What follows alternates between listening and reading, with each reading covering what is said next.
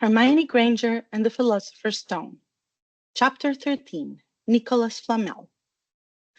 Hermione returned to Hogwarts the day before term started and was desperate to hear about everything that went on while she was gone. A part of her was happy they didn't find anything about Nicholas Flamel without her.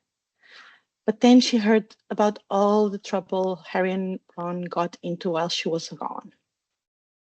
So I don't understand, said Hermione as they were lounging in the toasty Gryffindor common room. It was a mirror? Yes, Dumbledore called it the mirror of Erised. But you didn't see a reflection? Well, we did, said Harry, but we saw an alternate reflection. It shows you what you most desire. I was head boy, and holding the house cup and the Quidditch cup, it was wicked, Ron said, as he stuffed his face with some trickled tarts he took from the Great Hall. And I saw my mum and dad, Harry added quietly.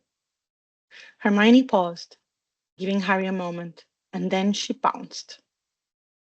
But that doesn't change the fact you were out of bed, roaming the halls after hours 3 times. You're bloody lucky Filch didn't catch you. Yeah, but that's the best part, said Ron with his mouth full. Not getting caught? I'd certainly say so. No, how we didn't get caught. Harry tell her. On Christmas morning, I got a present from Dumbledore. It was my dad's old invisibility cloak. Why is Dumbledore even giving you presents anyway? Hermione couldn't get her head round the headmaster of Hogwarts giving students gifts, especially gifts that allowed students to break rules. That seemed very counterproductive to being a headmaster. I don't know, said Harry. I guess because it was my dad's. But still, said Hermione, it's a little odd, don't you think? I guess. Right, it is odd. And you lot didn't find out anything on Nicholas Flamel, she said in an accusatory tone. Ron took offense. Yeah, well, neither did you. I'm going to change that right now, said Hermione. Who wants to go to the library? It was another unsuccessful trip to the library. Hermione was so frustrated. It shouldn't be this hard to find a man seemingly so important as Nicholas Flamel. Harry didn't help research as much because of Quidditch practice, unfortunately, so that left Ron and Hermione alone a lot. She was excited when Ron suggested a game of wizard chess. She and Bert had practiced a lot, and she finally was able to beat her father a few times before she came back to Hogwarts. And she was almost positive he didn't just let her win. They set up the wizard's chess in the Gryffindor common room while Harry did his Quidditch thing. They were deep into their second game. Ron won the first, but it wasn't a complete annihilation like before.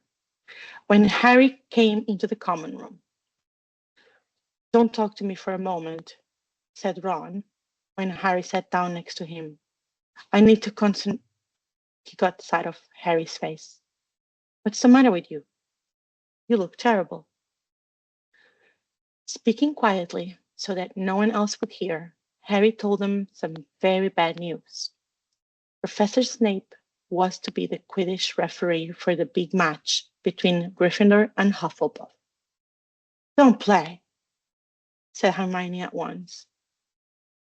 "Say you're ill," said Ron. "Pretend to break your leg," Hermione suggested. "Really break your leg," said Ron. "I can't," said Harry. "There isn't a reserve seeker. If I back out, Gryffindor can't play at all." At that moment, Neville toppled into the common room.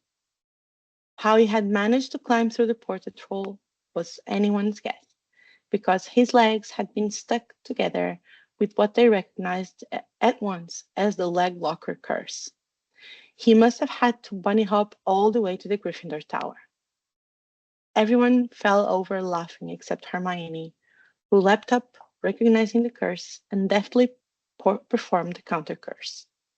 Neville's legs sprang apart, and he got to his feet, trembling. "What happened?" Hermione asked him, leading him over to sit with Harry and Ron. "Malfoy," said Neville shakily. "I met him outside the library. He said he'd been looking for someone to practice that on. Go to Professor McGonagall, Hermione urged Neville. Report him. Neville shook his head.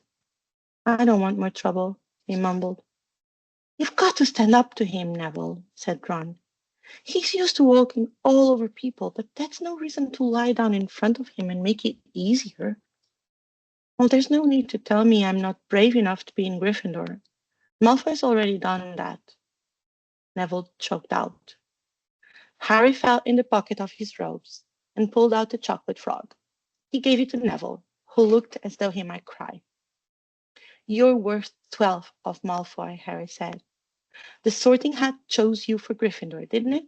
And where's Malfoy? In stinking Slytherin. Neville's lips twitched in a weak smile as he unwrapped a frog. Thanks, Harry. I think I'll go to bed. You want a card? You collect them, don't you? Hermione smiled. She was glad Harry and Ron had warmed up to Neville too. As her first friend at Hogwarts, she was somewhat protective of him. As Neville walked away, Harry looked at the famous wizard card. Dumbledore again, he said. He was the first one I ever... He gasped. He stared at the back of the card, then he looked up at Ron and Hermione. I found him, he whispered. I found Flamel. I told you I'd read the name somewhere before. I read it on a train coming here. Listen to this. Dumbledore is particularly famous for his defeat of the Dark Wizard Grindelwald in 1945, for the discovery of the 12 uses of dragon's blood, and his work on alchemy with his partner Nicholas Flamel. Hermione jumped to her feet. She hadn't been so excited since they'd gotten back the marks for their very first piece of homework. Stay here, she said, and she sprinted up the stairs to the girls' dormitories. She knew exactly what book she wanted.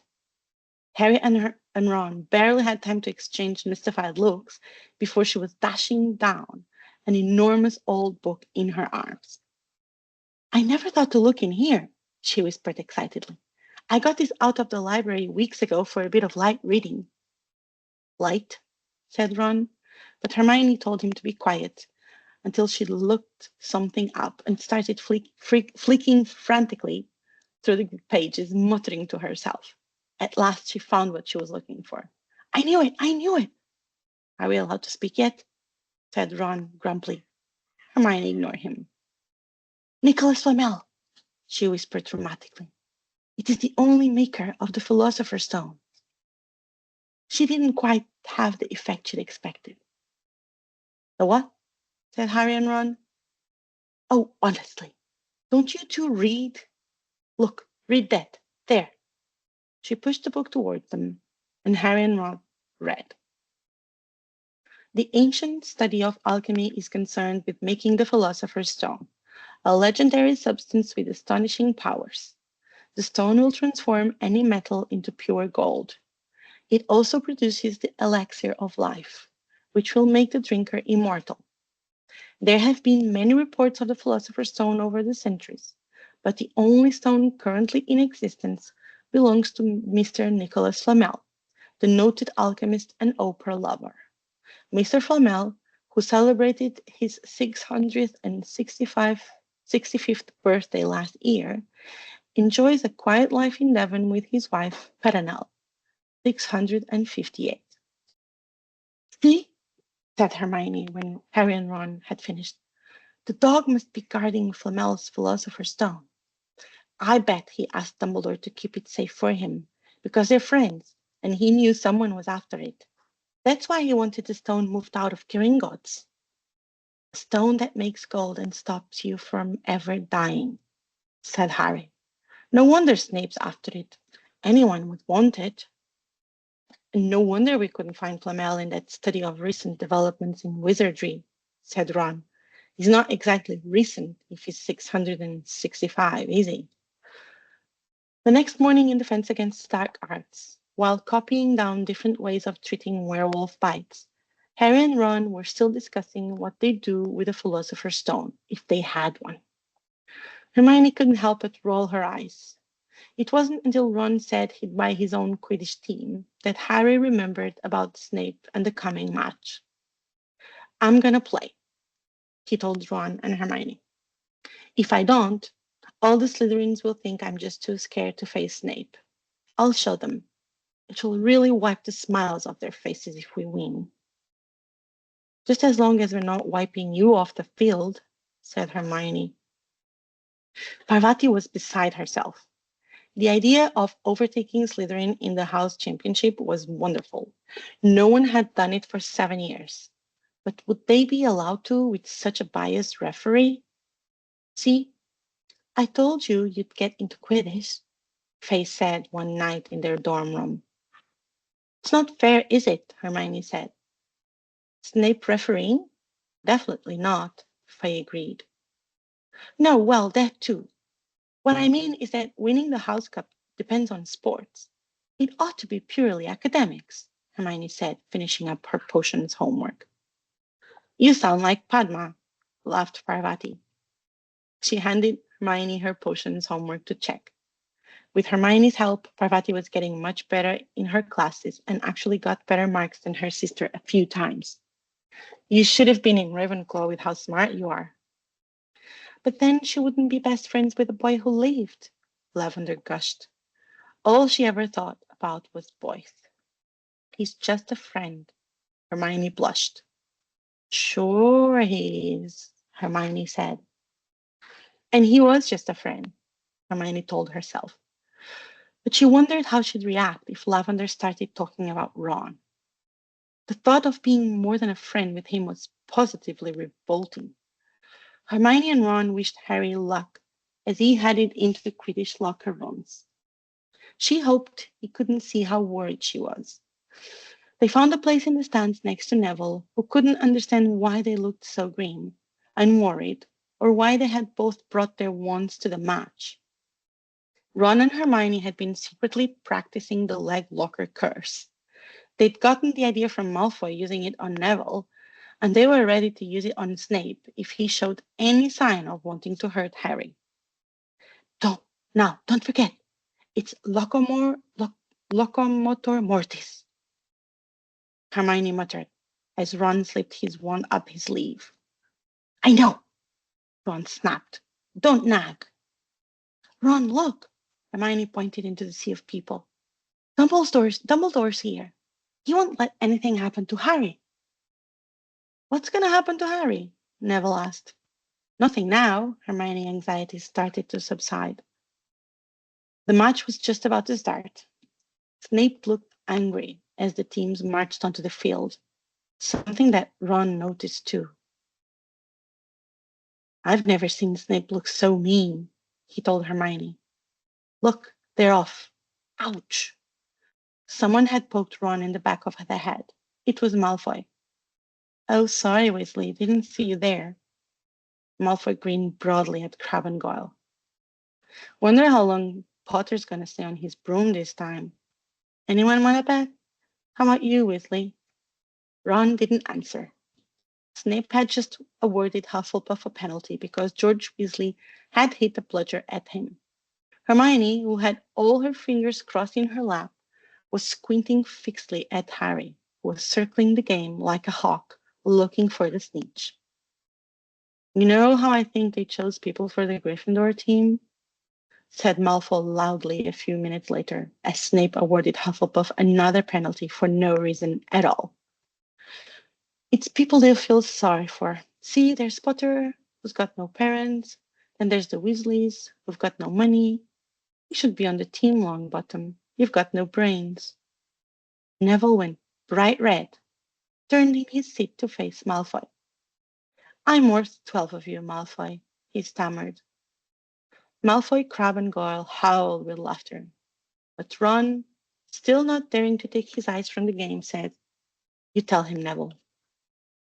Longbottom, if brains were gold, you'd be poorer than Weasley, and that's saying something. I'm warning you, Malfoy. One more word. Ron, said Hermione suddenly. Harry, what? Where? Harry had suddenly gone into a spectacular dive, which drew gasps and cheers from the crowd. Hermione stood up, her crossed fingers in her mouth, as Harry streaked towards the ground like a bullet. You're in luck, Weasley. Potter's obviously spotted some money on the ground, said Malfoy. Ron snapped. Before Malfoy knew what was happening, Ron was on top of him, wrestling him to the ground. Neville hesitated, then clambered over the back of his seat to help. Come on, Harry, Hermione screamed, leaping onto her seat to watch as Harry sped straight at Snape. She didn't even notice Malfoy and Ron rolling around under her seat, or the scuffles and yelps coming from the whirl of fists that was Neville, Crabbe, and Goyle. Up in the air, Snape turned on his broomstick just in time to see something scarlet shoot past him, missing him by inches. The next second, Harry had pulled out of the dive, his arm raised in triumph, the snitch clasped in his hand. The stands erupted. It had to be a record. No one could ever remember the snitch being caught so quickly. Ron, where are you? The game's over. Harry's won. We've won. Gryffindor's in the lead, shrieked Hermione, dancing up and down on her seat and hugging Parvati Patil in the row in front of her. Hermione, Ron, Neville, Parvati, and the rest of the Gryffindors marched back to the castle, singing, cheering, and pumping their fists. It was complete bedlam in the common room. Once Fred and George got back to the common room from changing from the match, the party even got more out of control. Hermione didn't even mind. In fact, she even saw Percy cheering along with them. They kept looking over to the portrait door for Harry, but he was taking forever. Oliver Wood, the Gryffindor Quidditch captain and keeper, was usually the last to leave the locker room, but even he showed up after a bit. Where on earth is Harry? Hermione yelled to Ron over the noise. No clue, Ron yelled back, following her gaze to the portrait door. Figured he'd be here before Wood came back. Another half an hour went by before Harry finally climbed into the common room. Harry, where have you been? Hermione squeaked. We won! You won! We won! Shouted Ron, thumping Harry on the back. And I gave Malfoy a black eye. And Neville tried to take on Crabbe and Goyle single-handed. He's still out cold, but Madame Pomfrey says he'll be all right. Talk about showing Slytherin. Everyone is waiting for you in the common room. We're having a party.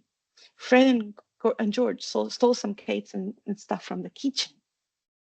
Never mind that now, said Harry breathlessly. Let's find an empty room. You wait till you hear this. Harry shut the door behind them and took a deep breath. I was getting ready to leave when I saw Snape go into the Forbidden Forest, so I grabbed my broom and followed him. You did what? Hermione gasped. Harry ignored her and continued. He went to go meet Professor Quirrell in a clearing, so I landed in a tree and listened in. And we were right. It is the Philosopher's Stone, and Snape's trying to force Quirrell to help him get it. He asked if he knew how to get past Fluffy, and he said something about Quirrell's hocus pocus. I reckon there are other things guarding the stone apart from Fluffy. Loads of enchantments, probably. And Quirrell would have done some anti-dark art spell that Snape needs to break through. So you mean the stone's only safe as long as Quirrell stands up to Snape? Said Hermione in alarm. It will be gone by next Tuesday, groaned Ron,